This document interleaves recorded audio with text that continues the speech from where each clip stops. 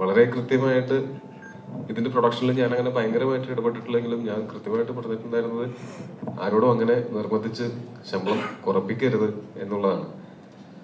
അതിൽ ഒന്നാമത്തെ കാര്യം, എല്ലാവർക്കും പണിയെടുത്താൽ അവർ അർഹതപ്പെടുന്ന അവരുടെ പൈസ കിട്ടിയിരിക്കണം എന്നുള്ളത് എനിക്കും അറിയാവുന്നതാണ്. അത് കിട്ടാതിരിക്കുമ്പോൾ ഉണ്ടാകുന്ന വിഷമമൊക്കെ എനിക്ക് നല്ല കൃത്യമായിട്ട് അറിയാവുന്നതാണ്. ഞാൻ കൂടുതലും ഈ പറയുന്ന പോലെ ശമ്പളം മേടിക്കുന്ന അല്ലെങ്കിൽ ആ ക്രിയേറ്റീവ് ആയിട്ടുള്ള സൈഡിലാണ് ഞാൻ കൂടുതൽ വർക്ക് ചെയ്തിട്ടുള്ളത്.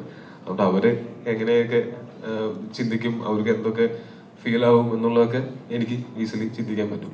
അപ്പൊ അങ്ങനെ സൗഹൃദം മുതലെടുത്തുകൊണ്ട് ആരെക്കൊണ്ടും ശമ്പളം കുറപ്പിക്കരുത് എന്ന് നമുക്ക് ആഗ്രഹം ഉണ്ടായിരുന്നു. എല്ലാവർക്കും സാറ്റിസ്ഫൈങ് ആയിട്ടുള്ള സാലറി ഇതിനകത്ത് കിട്ടിയിട്ടുണ്ടെന്നാണ് ഞാൻ വിശ്വസിക്കുന്നത്. പിന്നെ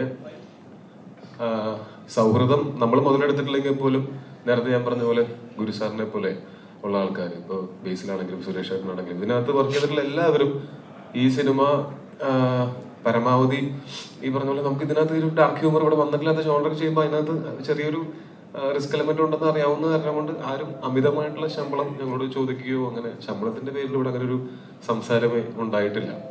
പിന്നെ മറ്റൊരു കാര്യം, ഞാൻ ഒരിക്കലും ഇവരുടെ ശമ്പളം കുറപ്പിക്കരുത് എന്ന് പറയാനും കാരണം നാളെ ഇവരും പ്രൊഡ്യൂസ് ചെയ്യും, എന്നെ അഭിനയിക്കാൻ വിളിക്കും, ഇപ്പൊ ഞാൻ കുറപ്പിച്ച അപ്പൊ ഞാൻ കുറയ്ക്കേണ്ടി വരും എന്നുള്ള കാരണം കൊണ്ട് തന്നെയാണ്.